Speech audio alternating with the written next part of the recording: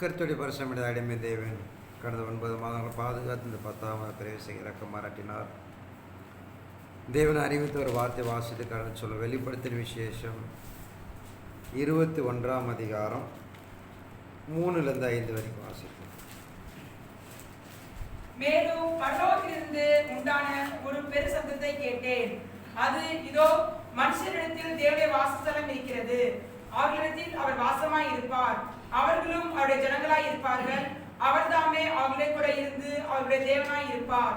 அவருடைய கண்ணீர் யாவையும் தேவன் துடைப்பார். இனி மரணமும் இல்லை, துக்கமும் இல்லை, அரறுதலும் இல்லை, வருத்தமும் இல்லை. முந்தினவைகள் ஒழிந்து போயின என்று விளங்கினது. மேலும் பரலோகத்திலிருந்து உண்டான ஒரு பெரும் சத்தத்தை கேட்டேன். அது இதோ மனுஷரிடத்தில் தேவனுடைய வாசஸ்தலம் இருக்கிறது. அவரிடத்தில் அவர் வாசமாயிருப்பார். அவர்களும் அவருடைய ஜனங்களாக இருப்பார்கள். தேவன் தான் அவருடைய கூட இருந்து அவருடைய தேவனாயிருப்பார். அவருடைய கண்ணீர் யாவும் தேவனை துடைப்பார். இனி மரணம் இல்லை, துக்கம் இல்லை, அழுதலும் இல்லை, வருத்தமும் இல்லை. முந்தினெல்லாம் ஒழிந்து போய் என்று விளம்பினது. சிங்காசனம் வீட்டிருந்தவர் இதோ நான் சகலத்தை புதிதாக்கிறேன் என்றார். பின் அவர் இந்த வசனங்கள் சத்தியமும் உண்மையுமானவை வேலை எழுது என்றார். தெய்வத்து நாமத்தை மேற்கொண்டதாக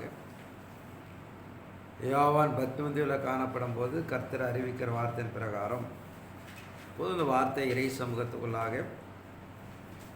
தேவனுடைய புதிய பூமியை சார்ந்த விஷயங்கள் இந்த முன்னும் பின்னுமாக காணப்படுவதனாலே நம்ம வாக்கு கொடுக்கிற பிரகாரம் இம்மையிலும் மறுமையிலும் நான் 100 தினை கொடுப்பேன் வார்த்தையின் பிரகாரம் மறுமைக்கு மாத்திரம் மட்டுமல்லாமல் இம்மைக்குரிய வாசை நிலைமையில் இருக்கிறது.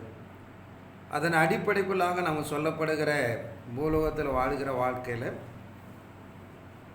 இம்மையும் மறுமையும் சார்ந்த விஷயம் என்பதனாலே பரலோகத்திலிருந்து ஒரு சத்தம் உண்டாக கேட்டேன். இதோ மனுஷருக்கு தேவனுடைய வாசஸ்தலம் இருக்கிறது. ஆனால் இறை சமூகம் மறுமை என்பது ஒரு நிரந்தரமான வாசஸ்தலம், இம்மை என்பது தற்காலமாக காணப்பட ஒரு வாசஸ்தலம் என்பதை நாம் அறிந்து கொள்கிறோம்.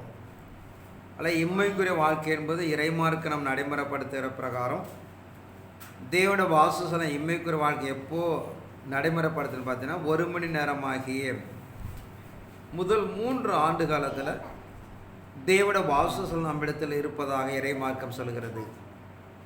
அப்படிப்பட்ட காலகட்டத்துக்குள்ளாக இங்கே வேத வார்த்தை நம்ம சொல்லுகிற பிரகாரம் மனிதனுடைய வாழ்க்கையில் காணப்படுகிற கண்ணீர், மரணம், துக்கம் அல்லது இப்படிப்பட்டவைகள் எல்லாம் தேவன் பூமியில் அப்படியாக முந்தின நாட்களே அதை சரி செய்கிறார்.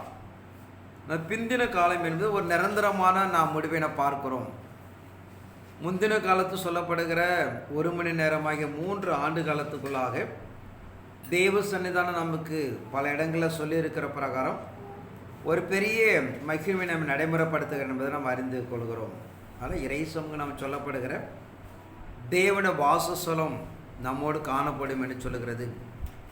இப்படிப்பட்ட வாசஸ்தலமான காணப்படும் நிறைய வார்த்தைகளை சொல்லுகிறார். உங்களே 2 பேர் 3 பேர் ஒரு மனம் போட்டு ஜெபிக்கிறது நான் வாசம் பண்ணி என்று சொல்லுகிறார். இப்படிப்பட்ட ஒரு வாசஸ்தலமாக நாம் பூமிக்குள்ளாக மாற வேண்டும் என்று சொன்னால் ஒரு 2 வார்த்தையை மாற்ற நாம் தியானம் செய்து கடன் சொல்லுவோம். யோவான் சுவிசேஷம் 15ஆம் அதிகாரம் 7ஆம் வசனத்தை வாசிப்போம். நீங்கள் என்னிலும் என் வார்த்தைகள் உங்களிலும் நிலைத்திருந்தால் நீங்கள் கேட்டுக்கொள்வது எதுவோ அது உங்களுக்கு செய்யப்படும்.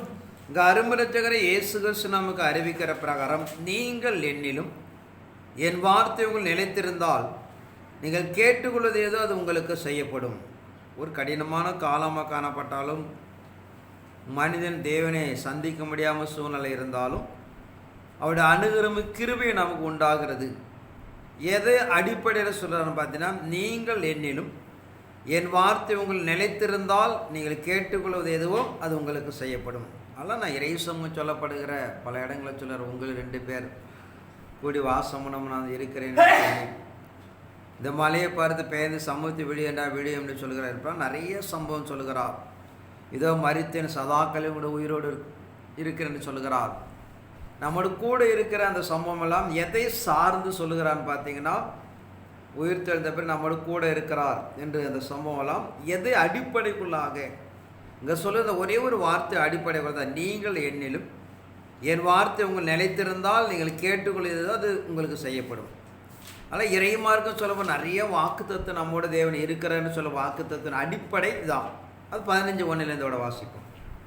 நான் மெய்யான திராட்சை செடி, என் பிதா திராட்சை தோட்டக்காரர். என்னில் கனி கொடாது இருக்கிற கொடி எதுவோ அதை அவர் அறுத்து போடுகிறார். கனி கொடுக்கிற கொடி எதுவோ அது அதிக கனிகளை கொடுக்கும்படி அதை சுத்தம் பண்ணுகிறார். நான் மெய்யான திராட்சை செடி, என் பிதா திராட்சை தோட்டக்காரர். என்னில் கனி கொடாது இருக்கிற கொடி எதுவோ அதை அவர் அறுத்து போடுகிறார். கனி கொடுக்கிற கொடி எதுவோ அதை அதிக கனிகளை கொடுக்கும்படி சுத்தம் செய்கிறார். அதில் நமக்கும் தேவனுக்குள்ள உறவு சொல்லுகிறார். ஒரு தோட்டம், அதில் இருக்கிற ஒரு செடி, அதில் இருக்கிற கொடியாக நாம் காணப்பட வேண்டும். அப்போ அந்த செடியோடு கொடி இணைந்திருந்தால் தான் கனி தர முடியும். இப்போ தேவனோடு நம்ம இணைந்திருக்கப்பட வேண்டும் சொல்லுகிற பிரதான சம்பவம் என்பது அவருடைய வார்த்தை. அவர் பூமியில் வாழ்ந்தது போல அவர் சொன்ன வார்த்தைகளை நாம் கை கொள்ளப்படும் போதும் அவருக்குள்ளாக இருந்து நம்ம பார்த்திங்கன்னா ஒரு கனி தருகிற வாழ்க்கையை நாம் தர முடியும். அப்படி இல்லாமல் அவருடைய வார்த்தைகளும் நாம் இசைந்து காணப்படவிட்டால் நாம் தெய்வ திட்டத்தை நாம் நிறைவேற்றி கொடுக்க முடியாது. அவர் எழுதியிருக்க எந்த ஒரு வார்த்தை நம்ம வாழ்க்கையில் நிறைவேறாது. அதனால் இறைசுமம் சொல்லப்படுற ஒரே அதிகாரம் சொல்லுகிற பிரகாரம் ஒரு தோட்டம், அதில் இருக்கிற ஒரு செடி, அதை கொடியாக இணைத்திருந்தால் அது நல்ல கனி தருவது போல தேவன வார்த்தைக்குள்ளாக நாம் இணைத்திருந்தால் அவர் சொன்ன பிறகு நாம் செய்தால் நாம் நல்ல ஒரு கனிகளை தர முடியும் என்று சொல்லுகிறது. அதனால் வேதத்தில் சொல்லும் நிறைய வாக்குத்தத்தங்கள்லாம் நமக்கு நிறைவேற்றி கொடுக்க செய்து கொடுப்பதற்கு பிரதான விஷயம் என்னென்னு பார்த்தீங்கன்னா இந்த 15ஆம் சொல்லப்பட்டிருக்கிற வார்த்தை தான் பிரதானது. இதை ஒருவன் கை கொள்ளப்படும் போதும் மற்ற சொல்லப்படுற எல்லா வார்த்தையும் நமக்கு நிறைவேறும். இதை நீங்கள் கை கொள்ளனா சொல்லியிருக்கிற வார்த்தை நம்ம வாழ்க்கை என்ன நிறைவேறாது. என்னன்னா நாம் பார்க்கிறோம், 2 பேர் கூடி நாம் ஜெபிக்கும் போது கடவுள் வாசம் பண்ணுகிறார். இப்போ 2 பேர் ஜெபிக்கும் கடவுள் கண்டிப்பாக வாசம் பண்ணுவார். அது கூட அடிப்படை என்னன்னு பார்த்தீங்கன்னா அவருடைய வார்த்தை அவருக்குள்ளாக நிலைத்திருக்கப்பட வேண்டும். அவரோட வார்த்தை செய்யாமல் நீங்கள் 1000 பேர் கூடினாலும் என்ன பண்ண முடியாது, அங்கே தேவன் வாசம் பண்ண மாட்டார். இப்போ தேவனோட வார்த்தைக்குள்ளாக ஒரு கட்டப்படும் போதுதான் அங்கே தேவன் வாசம் பண்ண முடியும் என்று சொல்லப்படுதா பார்க்கிறோம். ஒரே ஒரு சம்பவத்தை நான் பழைய ஏற்பாடு நான் தியானம் செய்யும். 2 நாளாகமம் 7ஆம் அதிகாரம் 14 வாசிப்போம்.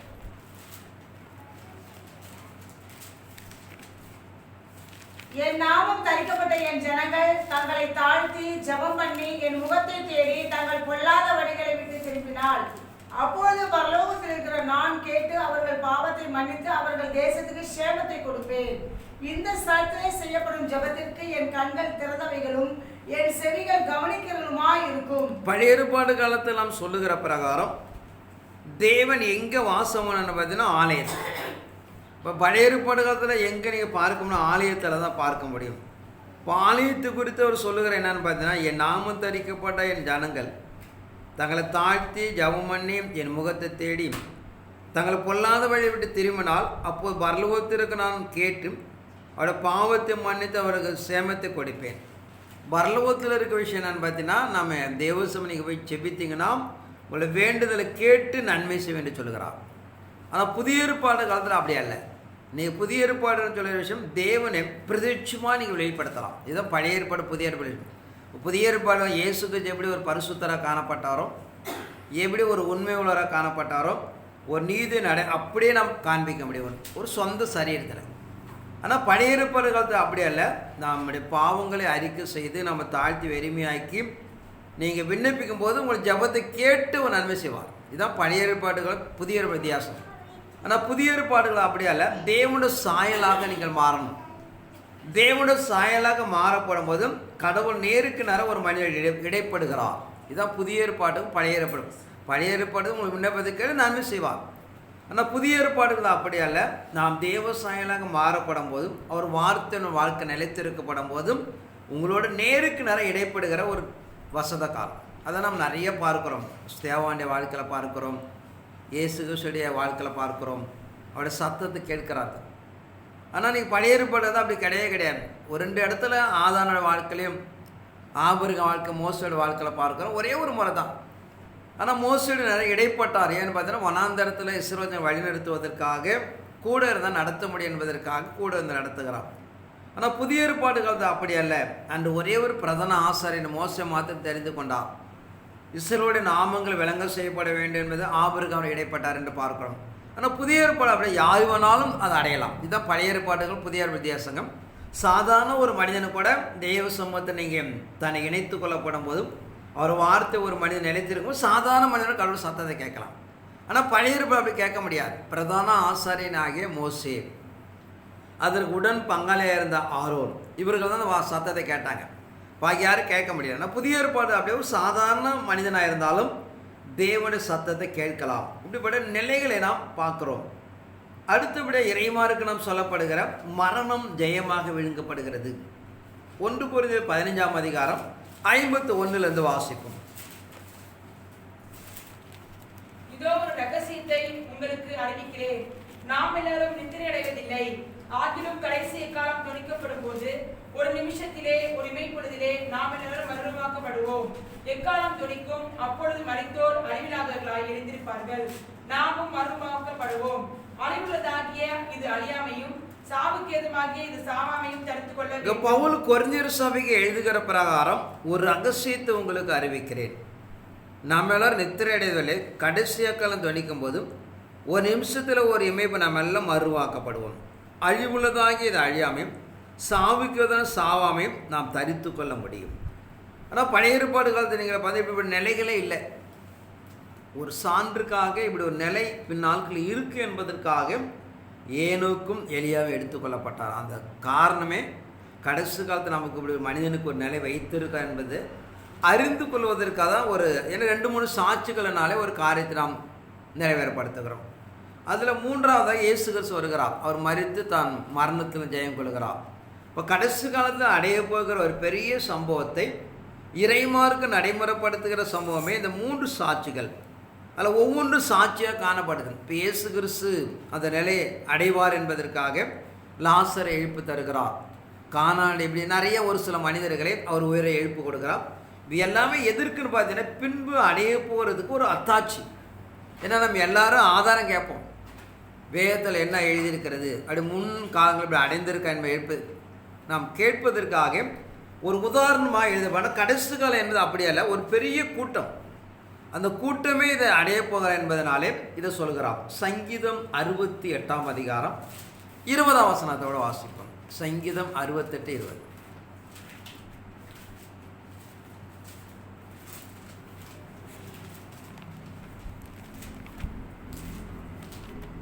நம்முடைய தேவன் இரட்சிப்பை அருளும் தேவனாய் இருக்கிறார். ஆண்டவராகிய கர்த்தரால் மரணத்துக்கு நீங்கும் வழிகள் உண்டு. இங்க சங்கீதக்காரன் சொல்லுகிற பிரகாரம் தேவனுடைய நாமத்தினாலே கர்த்தராலே பார்த்தீங்கன்னா மரணத்துக்கு நீங்க வழிகள் உண்டு. அதில் இறைமாருக்கு நாம் சொல்லப்பட நம்முடைய தேவன் இரட்சிப்பை அருளும் தேவனாக இருக்கிறார். ஆண்டவராய் கர்த்தராலே மரணத்துக்கு நீங்கும் வழிகள் உண்டு. மரணத்தை ஜெயிக்க முடியும் என்று சொல்லி பழைய ஏற்பாட்டில் எழுதுகிறான். ஆனால் எந்த ஒரு மனிதன் அதை அடைய முடியல.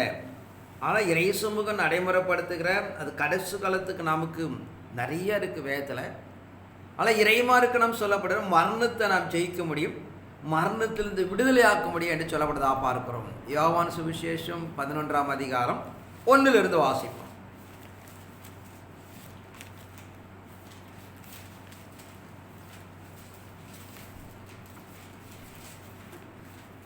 மரியாளும் அவள் சகோதரியாகிய மார்த்தாளும் இந்த பெத்தானியா கிராமத்தில் உள்ளவரும் லாசர் என்னும் ஒருவர் வியாதிப்பட்டிருந்தான். கர்த்தருக்கு பரிமள தைலம் பூசி தன் தலைமையினால் அவருடைய பாதங்களை துடைத்தவள் அந்த மரியாளே. அவருடைய சகோதரனாகிய லாசரு வியாதியாயிருந்தான். அப்பொழுது அவருடைய சகோதரிகள், ஆண்டவரே, நீர் சிநேகிக்கிறவன் வியாதியாயிருக்கிறான் என்று சொல்ல அவரிடத்துக்கு ஆள் அனுப்பினார்கள். இயேசு அதை கேட்டபொழுது, இந்த வியாதி மரணத்துக்கு ஏதுவாயிராமல் தேவனுடைய மகிமை விளங்குவதற்கு ஏதுவாய் இருக்கிறது. மரியாளும் அவள் சகோதரியாகிய மார்த்தாலும் இருந்த பெத்தானியா கிராமத்துள்ள லாசர்னு ஒருவன் வியாதிப்பட்டிருந்தான். கர்த்தருக்கு பரிமள தைலம் பூசி தன் தலைமயிரால் அவருடைய பாதங்களை துடைத்தவள் அந்த மரியாள் அவளுடைய சகோதரன் லாசர் என்று வியாதிப்பட்டிருந்தான். இப்போ இயேசுவை கிரைகளை நல்ல முகமாக பார்த்த இந்த சகோதரிகள் எப்படியாவது இயேசு நம்முடைய வீட்டுக்கு வந்தால் தன்னை சகோதரன் என்ன பண்ணிடலாம், காப்பாற்றி விடலாம் என்று எண்ணுகிறார்கள். அப்போ உன் மரணம் அடைவதற்கு முன்பாகவே இயேசு இடத்தில் ஒரு ஆட்களை அனுப்பி எப்படியாவது இயேசுவை அழைத்து வந்து என் சகோதரனை காப்பாற்றுங்கள் என்று சொல்லப்படுதா பார்க்கிறோம். ஆனால் இயேசு கிறிஸ்து ஆள் அனுப்பப்படுகிறவர் சொல்கிறார், இன்னும் 2 நாளைக்கு நாம் இங்கே ஊழியம் செய்துட்டு அதன் பிறகு கடந்து போகும். அவருடைய மரணத்தினாலே ஒரு பெரிய தேவனுடைய மகிமை விளங்குவதற்காக இருப்பது என்று சொல்லி 2 நாட்கள் அங்கு ஊழியம் செய்கிறார்கள். ஆனால் அவள் அனுப்பப்பட்ட அன்றே அவன் இறந்து விடுகிறான். 2 நாள் கழித்து அவர் கடந்து வருகிறார். அவர் கடந்து வந்து பார்க்கும்போது பார்த்தீங்கன்னா 21 வாசிப்போம். மார்த்தாள் இயேசுவினிடத்தில் வந்து, ஆண்டவரே, நீர் இங்கே இருந்தீரானால் என் சகோதரன் மரிக்க மாட்டான். இப்பொழுதும் நீர் தேவனிடத்தில் கேட்டுக்கொள்வது எதுவோ அதை தேவன் உமக்கு தந்தருள்வார் என்று அறிந்திருக்கிறேன் என்றாள். இயேசு அவளை நோக்கி, உன் சகோதரன் உயிர்த்தெழுந்திருப்பான் என்றார். அதற்கு மார்த்தாள், உயிர்த்தெழுதல் நடக்கும் கடைசி நாளிலே அவனும் உயிர்த்தெழுந்திருப்பான் என்று அறிந்திருக்கிறேன் என்றாள். இயேசு அவளை நோக்கி, நானே உயிர்த்தெழுதலும் ஜீவனுமாய் இருக்கிறேன். என்னை விசுவாசிக்கிறவன் மரித்தாலும் பிழைப்பான். உயிரோடு இருந்து என்னை விசுவாசிக்கிறவன் எவனும் என்றென்றைக்கும் மறியாமலும் இருப்பான். இங்க பார்க்கிறோம், இந்த 2 வார்த்தையில கொஞ்சம் வித்தியாசம் பாருங்க. மார்த்தாள் இயேசுவிடத்தில் வந்த, ஆண்டவரே, நீர் இங்கே இருந்தீரானால் என் சகோதரன் மரிக்க மாட்டான். இப்போது நீ தேவனிடத்தில் கேட்டுக்கொள்ளுதோ அது தேவனுக்கு தந்துள்ளுவார் என்றும் அறிந்திருக்கிறேன். நீங்கள் இருந்துன்னா என் சகோதரன் மறிச்சிருக்க மாட்டான். ஆனால் கடவுள்கிட்ட கேட்ட என்ன பண்ணலாம்? இந்த என் சகோதரனை எழுப்பி கொடுக்க முடியும் என்று சொல்லுகிறான். ஆனால் இவர் என்ன சொன்னார்? இயேசு அவளை நோக்கி, உன் சகோதரன் உயிர் தேர்ந்திருப்பன் என்று அறிந்திருக்கிறேன். இப்போ உன் சகோதரனை எழுப்பி கொடுப்பான், உயிரோடு எழுப்பி கொடுப்பான்னா புரிஞ்சிருப்பான். ஆனால் என்ன சொல்கிறாங்க? உன் சகோதரன் உயிர் தேர்ந்திருப்பான்னு அறிந்திருக்கிறான். ஏன்னா உயிர் தேர்ப்பது நிறைய பிரசவம் பண்ணியிருக்கிறாங்க. பின் ஒரு நாட்களில் உயிர் தேர்ந்தது உண்டு. ஆனால் இவர் 2 பேரும் சொல்லுகிற வார்த்தையை 2ம் புரிஞ்சுக்கொள்ள முடியாது. மார்த்தாள் சொல்ல விஷயம் என்பதை, நீங்கள் இருந்திருந்தால் என் சகோதரம் செத்திருக்க மாட்டான். அது மாத்திரம் இல்லாமல் நீ தேவனுக்கு கேட்டால் என்ன பண்ண முடியும்? நீ நினச்சா என் சகோதரனை எழுப்பி தர முடியும் என்று அவன் சொல்லுகிறான். ஆனால் அதற்கு முடியாது, உன் சகோதரன் உயிர் தேர்ந்திருப்பான் என்று அந்த பின் ஆளுக்கு நடக்க போகிறது சொல்கிறார் என்று இவன் நினச்சிக்கிறான். ஆனால் அவர் என்ன சொல்கிறார் பார்த்தீங்கன்னா, ஒரு சகோதரனை எழுப்பி தருவங்கிறத அங்கே நடைமுறைப்படுத்து. அப்போ 2 பேரும் பேசிட்டு போகிறார்கள். இயேசுவை நோக்கி, நானே உயிர்த்தெழும் ஜீவனாக இருக்கிறேன். என்னை விசுவாசிக்க மரித்தாலும் பிழைப்பான். உயிரோடு என்னை விசுவாசம் மறியாமல் இருப்பான். அப்போ இயேசு கிறிஸ்துவோடைய கொடுக்கப்பட்ட பிதாவுடைய வாக்குத்தத்தம் என்னன்னு பார்த்தீங்கன்னா, இயேசு ஒரு மனிதன் நினைத்தால் உயிரோடு எழுப்பி கொடுக்கலாம். அப்படி காலத்தின் அடிப்படைக்குள்ளாக அதை நடைமுறைப்படுத்தி விட்டாலும் ஒருவன் விசுவாசத்தினால மறியாமல் இருக்க முடியும் என்று சொல்கிறான்.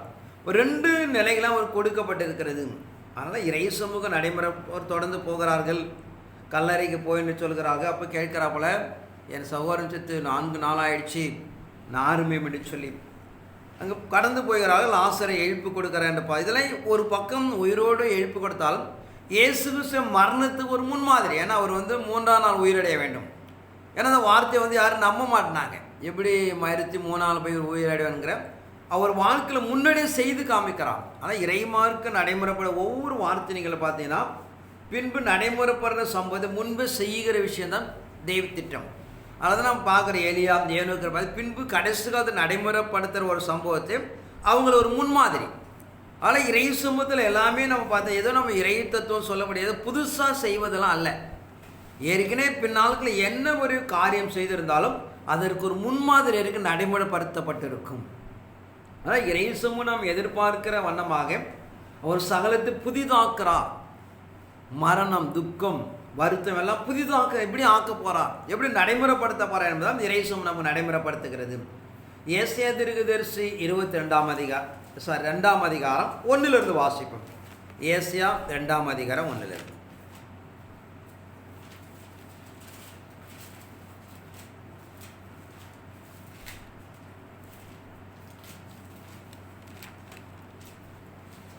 ஆமோஸின் குமாரனாகிய ஏசாயா யூதாவையும் எருசலேமையும் குறித்து கண்ட தரிசனம்.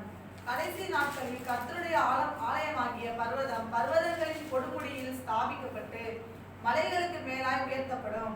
எல்லா ஜாதிகளும் அதற்கு ஓடி வருவார்கள். திரளான ஜனங்கள் புறப்பட்டு வந்து, நாம் கர்த்தரின் பர்வதத்துக்கும் யாக்கோபின் தேவனுடைய ஆலயத்துக்கும் போவோம், வாருங்கள். அவர் தமது வழிகளை நமக்கு போதிப்பார், நாம் அவர் பாதையில் நடப்போம் என்பார்கள். ஏனெனில் சியோனிலிருந்து வேதமும் எருசலேமிலிருந்து கர்த்தரின் வசனம். கடைசி நாட்களே கர்த்தருடைய ஆலயமாக பர்வதங்களுடைய சாவிகளோட மலைகளை மேலே உயர்த்தப்பட்டிருக்கும். எல்லா ஜாதிகள் அதற்கு ஓடி வருவார்கள். ஆனால் இறை சமூகம் சொல்லுகிற கடைசி நாட்களில் தேவனுடைய தன் சரீரமாகிய சபை எல்லா மலைகளுக்கு மேலே உயர்த்தப்பட்டிருக்கும். அது திருச்சபையை மலைகளுக்கு ஒப்பிடுகிறார். கடைசி காலத்தில் காணப்படுற மனவாட்டியானவள் இந்த பூமியில் இருக்கிற எல்லா சபைகளும் மேலாக உயர்த்தப்படும். அவள் உயர்த்தப்படுற நாட்களை சொல்லுகிறான், எல்லா ஜாதிகளும் ஓடி வருவார்கள். ஆனால் இறை சமூகம் நடைமுறைப்படுத்துகிற இதை நம்ம ஒவ்வொன்றுக்கும் ஆதாரப்படுத்துகிறோம். நீங்கள் கடைசி காலத்தில் நடக்க போகிற சம்பவத்தை அதுக்கு முன்மாதிரி என்னன்னு பார்த்தீங்கன்னா புதிய ஏற்பாடு காலம். புதிய ஏற்பாடு காலத்தில் நாம் காணப்படுகிற அப்போஸ் பேதுரு பவுலை கொண்டு ஒரு பெரிய எழுப்புதல், ஒரு பெரிய மாற்றத்தை நடைமுறைப்படுத்தி வெறும் 12 பேர்கள் உலகத்தில் இருக்கிற எல்லா ஜாதிகளுக்கும் கிறிஸ்துவை விதைக்கிறார்கள் என்று பார்க்கிறோம். இப்போ அதுதான் கடைசி காலத்தை நடைமுறைப்படுத்த ஒரு முன்மாதிரி. நம்ம அப்போஸ் 2 பார்க்குறோம். பெந்தகோஸ்து பலி நாட்களில் மேல் மாடியில் போய் காத்திருக்க சொல்கிறான். ஆவியான ஊற்ற விட ஒரு பெரிய கிரியை நடத்துக்கிறான். இப்போ எல்லாத்தையுமே ஒரு முன்மாதிரி இருக்கிறது. ஏதோ ஒரு காரியம் செய்கிற ஒரு விஷயம் புதுசாக கடவுள் செய்ய போதில்லை, ஒரு முன்மாதிரி அடிப்படையில் தான் செய்கிறான். மீகாம் 7ஆம் அதிகாரம் 11 வாசிப்போம்.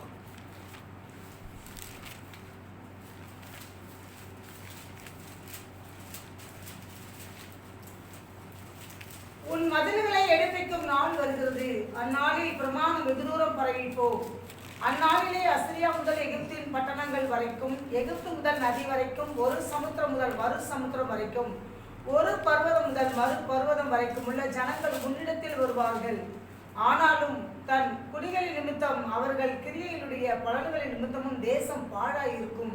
கர்மேலின் நடுவிலே தனித்து வனவாசமாய் இருக்கிற உமது ஜனமாகிய மந்தையாகிய உம்முடைய ஜனத்தை உமது கோலினால் மேய்த்தருளும். பூர்வ நாட்களில் மேய்ந்தது போலவே அவர்கள் பாசானிலும் கீலேயாத்திலும் மேய்வார்களாக.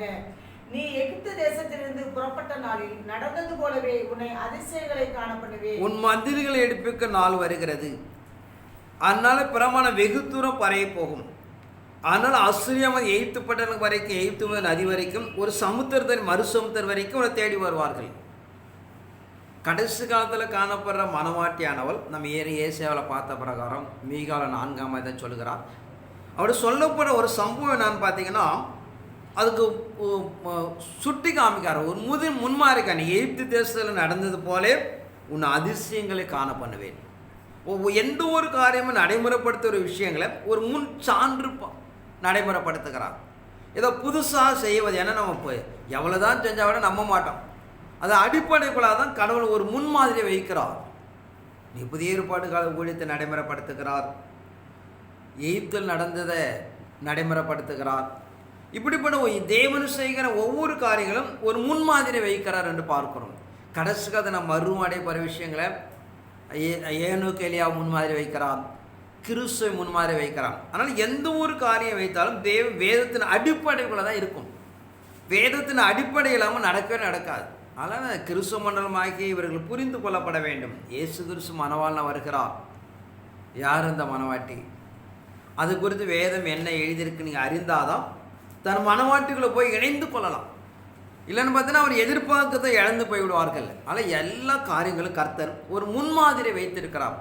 ஒரு முன்மாதிரி இல்லாமல் எந்த ஒரு காரியமும் அவர் செய்வதல்ல. அதனால் புதிதாக ஒன்றும் கிடையாது. அவர் செய்கிற ஒரு புதிய அதிசயமான காரியம் இருந்தாலும் அதற்கு ஒரு முன்னோட்டம் வைத்து தான் நடைமுறைப்படுத்துகிறார். இல்லைன்னா நம்ம அதை நடைமுறைப்படுத்தவே முடியாது. ஏசாயா தீர்க்கதரிசி 32ஆம் அதிகாரம் 15 வாசிக்கும்.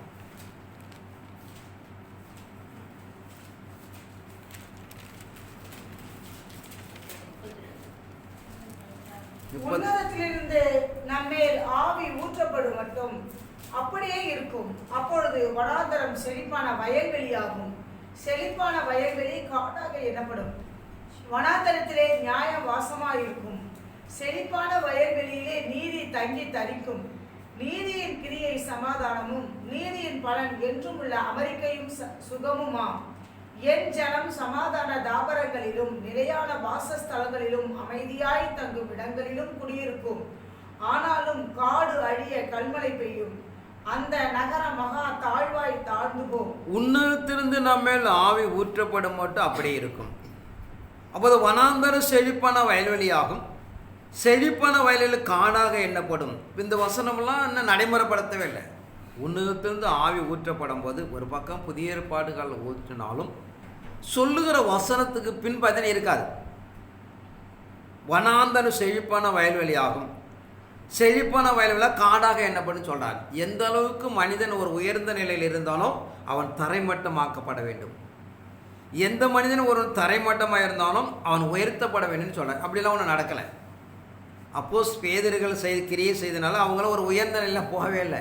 எல்லாம் மரணம், பாடுகள், சிறைச்சாலையில் தான் போகிறாங்க. அதே போல் ஒரு உயர்ந்த நிலையில் இருந்த அந்நாட்களில் இருந்த ராஜாக்கள், மந்திரிகள் எல்லாம் தாழ்ந்த நிலையில் யாருமே வரல. அந்த கேட்டகரியில் இருந்தால் சாகுறாங்க. அந்த கேட்டகரியில் இருந்தால் யூதர்களை கொலை செய்கிறார்கள். லட்சமான யூதர்களை கொண்டு போட்டார்கள். அது இப்படிப்பட்ட வசனம் பின் ஆட்கள் நடைமுறைப்படுத்துகிற விஷயங்கள். நம்ம இதை எதிர்பார்க்கிற அந்த கிறிஸ்து ஆட்சி காலத்தில் சபை கட்டப்படும் போது சொல்லுகிறார். வாசிப்போம். ஏசாயா தீர்க்கதரிசி 41 அதிகாரம் 1 வாசிப்போம்.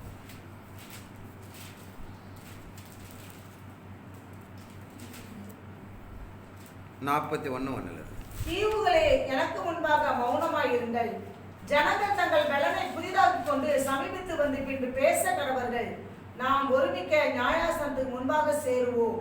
கிழக்கிலிருந்து நீதிமானை எழுப்பி தமது பாதபடியில் வரவழைத்தவர் யார்? ஜாதிகளை அவனுக்கு ஒப்பு கொடுத்து அவனை ராஜாக்களுக்கு ஆண்டவனாக்கி அவர்களை அவன் பட்டயத்துக்கு தூசியும் அவன் வில்லுக்கு சிதறடிக்கப்பட்ட தாளடியுமாக்கி அவர்களை துரத்தவும் தன் கால்கள் நடவாதிருந்த பாதையிலே சமாதானத்துடன் நடக்கவும் பண்ணினவர் யார்? அதை செய்து நிறைவேற்றி ஆதி முதற்கென்று தலைவர்களை வரவழைக்கிறவர் யார்? முந்தினவராய் இருக்கிற கர்த்தராகிய நான் தானே. கிழக்கிலிருந்த நீதிமானை எழுப்பி தமது பாதப்படியில் வரவழைத்தவர் யார்? ஜாதிகளை அவனுக்கு ஒப்பு கொடுத்தும் அவனை ராஜாக்களுக்கு ஆண்டவனாக்கும் அவன் பட்டயத்துக்கு தூசி அவன் வில்லுக்கு சிறடிக்கப்பட்ட தாளடியமாக்கும் அவனை துரத்தவும் தன் கால்கள் நடவாதிருந்த பாதையில் சமாதானத்தில் நடக்கும் பண்ணினவர் யார்? இந்த சம்பவம்லாம் புதிய ஏற்பாடு காலம் நடக்கவே இல்லை. ராஜாக்கள் எல்லாம் அவன் தாளடியாக்குகிறான், அவனுக்கு பயப்படுகிறார்கள் என்று பார்க்கிறோம். இயேசு கிறிஸ்து வாழ்க்கையோடு நடக்கலை. ஏன்னா இயேசு கிறிஸ்து வாழ்க்கையில் அப்படிலாம் ஒன்றுமே கிடையாது. கிரியை செய்கிறார், அவர் கொலை செய்யப்படுகிறார். ஆனால் நாம் நடைமுறைப்படுத்துகிற விஷயம்னு பார்த்தீங்கன்னா, ஒரு மனிதனை எழுப்பி பூமியில் இருக்கிற ராஜாக்கள் எல்லாம் அவன் பாதங்களுக்கு கீழ்ப்படுத்துகிறான். அவனுக்கு மிஞ்சி ஒன்றுமே நடக்க முடியாது. அப்படிப்பட்ட ஒரு பலமுள்ள கிரிகளை நடைமுறைப்படுத்தி தான் நமக்கு சமாதானத்தை உண்டு பண்ணுகிறார் என்று சொல்லுகிறது. அதனால் நம்ம இனி நடைமுறைப்படுத்த போகிற இறைமார்க்கம் சொல்லுகிற ஒரு பக்கம் அங்கே பார்க்கிற ஒரு நிரந்தரமான ஒரு வாழ்க்கை, அதுக்கு முன்பு பார்க்கிற பிரகாரம் பூமிக்குள்ளாக காணப்படுகிற நம்மளோட வாழ்க்கையில் ஒரு பாவம் இல்லாமல் ஒரு வாழ்க்கை, ஒரு சமாதான வாழ்க்கை. அதனால் அந்த கிறிஸ்து வாழ்க்கையில் ரெண்டுமே உண்டாகிறது. ஒரு பெரிய யோர்தானை போல சமாதானமும் உண்டாகுது, அதே யோர்தானை போல ஒரு பாடுகளும் உண்டாகுது. இப்படிப்பட்ட நிலைகளை தான் நான் நடைமுறைப்படுத்தி ஒரு பெரிய மீட்பை உண்டு பண்ணுவேன் என்று இறைமார்க்கம் சொல்லப்படுதா பார்க்கிறோம். ஏசாயா தீர்க்கதரிசி 45 அதிகாரம்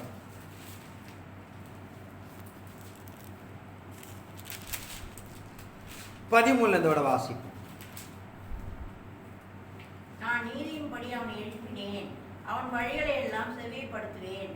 அவன் என் நகரத்தை கட்டி சிறைப்பட்டு போன என்னுடைய கிரயம் இல்லாமலும் பரிதானம் இல்லாமலும் விடுதலையாக்குவான் என்று சேனைகளின் கர்த்தர் சொல்கிறார். எகிப்தின் சம்பாத்தியமும் எத்தியோப்பியின் வர்த்தகராகவும் நெடிய ஆட்களாகிய சபேரின் வர்த்தகராகவும் உன்னிடத்திற்கு தாண்டி வந்து உன்னுடையதாகும். அவர்கள் உன் பின்னே சென்று விலங்கிடப்பட்டு நடந்து வந்து உன்னுடனே மாத்திரம் தேவன் இருக்கிறார் என்றும் அவரை இல்லாமல் வேறு தேவன் இல்லை என்றும் சொல்லி உன்னை பணிந்து கொண்டு உன்னை நோக்கி விண்ணப்பம் பண்ணுவார்கள் என்று கர்த்தர் சொல்லுகிறார். இங்க பார்க்கிறோம், நீதியின்படி அவனை எழுப்பினேன், அவன் வழிகளெல்லாம் சபைப்படுத்துவேன், அவன் நகரத்தை கட்டு சிறைப்பட்ட போனவனுடைய கிரயம் இல்லாமலும் பரிதானம் இல்லாமல் விடுதலாக்கும் என்று சேனையில் கர்த்தர் சொல்லுகிறார். எகிப்தின் சம்பாத்தியமும் எத்தியோப்பியின் வர்த்தலாமும் நெடிய ஆட்களாகிய சபையரின் வர்த்தலாமும் உன்னிடத்திற்கு தாண்டி வந்தும் உன்னுடையதாகும். அதாவது ஒரு பெரிய கிரிகளை நடைமுறைப்படுத்தி இந்த பூமியில் காணப்படுகிற எய்த்துனா நம்மளை எதிர்த்த பகைத்த துன்பப்படுத்தின தேசம். இப்படிப்பட்ட சபையர்கள் இவர்களெல்லாம் கடந்து வந்தும் அவரோடு இருக்கு. அது மாத்திரம் இல்லாமல் உன்னை பணிந்து கொண்டும் உன்னை நோக்கி விண்ணப்பம் பண்ணுவார்கள் என்று கர்த்தர் சொல்கிறார். இப்படிப்பட்ட ஒரு பெரிய கிரைகளை நடைமுறைப்படுத்தி தேவன் உன்னோடு கூட இருக்கிறார் என்று சொல்லி உன்னிடத்தில் விண்ணப்பம் பண்ணுவார்கள். அப்படிப்பட்ட ஒரு பலமுள்ள கிரைகளை நடைமுறைப்படுத்தி தான் தேவன் இந்த பூமிக்குள் நான் இருக்கிறேன், இந்த உலகத்தை சிருஷ்டித்தேன் என்று சொல்லி அவர் நடைமுறைப்படுத்துகிறார் என்று சொல்லப்படுதா பார்க்கிறோம். ஆனால் நாம் வறுமை ஒரு நிலைகள் காணப்பட்டாலும் அதற்கு முன்னாடி இம்மையிலே நம்ம வாழ்க்கையில் இருக்கிற கண்ணீர், கவலை, மரணம், திகில் எல்லாத்தையும் விடுதலை ஆக்கி தான் அதை மறுமைக்குள்ளே கொண்டு போகிறேன் அறிந்து கொள்ளப்பட வேண்டும். ஆனால் அங்கே எழுதப்பட்ட வசனம் மறுமையாக இருந்தாலும் இம்மைக்குள்ளாகவும் ஒரு பெரிய எழுப்புதலையும் மாற்றத்தையும் சமாதானத்தை உண்டு பண்ணி நம்மளோட வாழ்க்கையில் இருக்கிற எல்லா காரியங்களும் எப்படியாக அவர்கள் விடுதலை ஆக்குகிறார் என்று சொல்லப்படுதா பார்க்கிறோம். ஏசாயா தீர்க்கதரிசி 32ஆம் அதிகாரம் 35ஆம் அதிகாரம் 1 வாசிப்பு. 35:1. வனாந்தரமும் வறண்ட நிலமும் மகிழ்ந்து கடுவெளி கழித்து புஷ்பத்தை போல செழிக்கும். அது மிகுதியாய் செழித்து பூரித்து ஆனந்த களிப்புடன் பாடும். லீபனோனின் மகிமையும் கர்மேல் சாரோன் என்பவைகளின் அலங்காரமும் அதற்கு அளிக்கப்படும். அவர்கள் கர்த்தருடைய மகிமையையும் தமது தேவனுடைய மகத்துவத்தையும் காண்பார்கள். தளர்ந்த கைகளை திடப்படுத்தி தள்ளாடுகிற முழங்கால்களை பலப்படுத்துங்கள். மனம் பதறுகிறவரை பார்த்து நீங்கள் பயப்படாதீர்கள், திடம் கொள்ளுங்கள். இதோ உங்கள் தேவன் நீதியை சரிக்கட்டவும் உங்கள் தேவன் பதிலளிக்கவும் வருவார். அவர் வந்து உங்களை ரட்சிப்பார் என்று சொல்லுங்கள். அப்பொழுது குருடரின் கண்கள் திறக்கப்பட்டு செவிடரின் செவிகள் திறவுண்டு போகும். அப்பொழுது முடவன் மானை போல குதிப்பான், ஊமையன் நாவும் கெம்பீரிக்கும். வனாந்தரத்திலே தண்ணீர்களும் கடுவெளியிலே ஆறுகளும் பாய்ந்தோடும். வெட்டாந்தரை தண்ணீர் தடாகமும் வறண்ட நிலம் நீரூற்றுகளுமாய் வலு சர்ப்பம் தாவரிக்கும். கிடந்த இடங்களிலே புல்லும் கொறுக்கையும் நாணலும் உண்டாகும். இங்க பார்க்கிறோம், தளர்ந்த கைகளை திடப்படுத்துங்கள், தள்ளாடுற முழங்களை பலப்பட. என்ன சொல்றாருன்னா, இப்படிதான் வாழ்க்கை. தேவனுடைய நாட்கள் வெளிப்படுகிற வரைக்கும் நம்முடைய கைகள் கால்கள் எல்லாம் தளர்ந்து போகிறது. மனம் பதறுகிறார்கள், என்ன செய்யும் ஏது செய்யும் தெரியாம.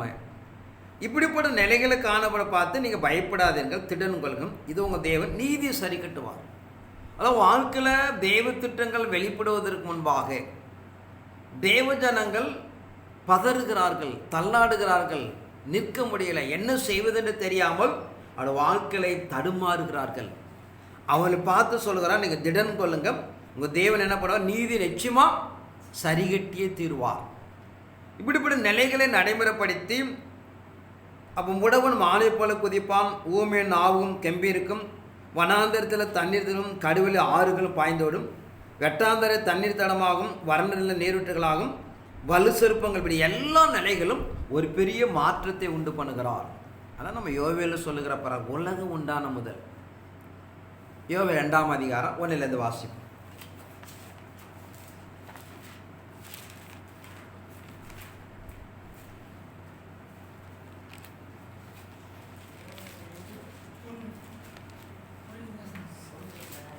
சியோனிலே எக்காலம் ஊதுங்கள், என் பரிசுத்த பர்வதத்திலே எச்சரிப்பின் சத்தமிடுங்கள்.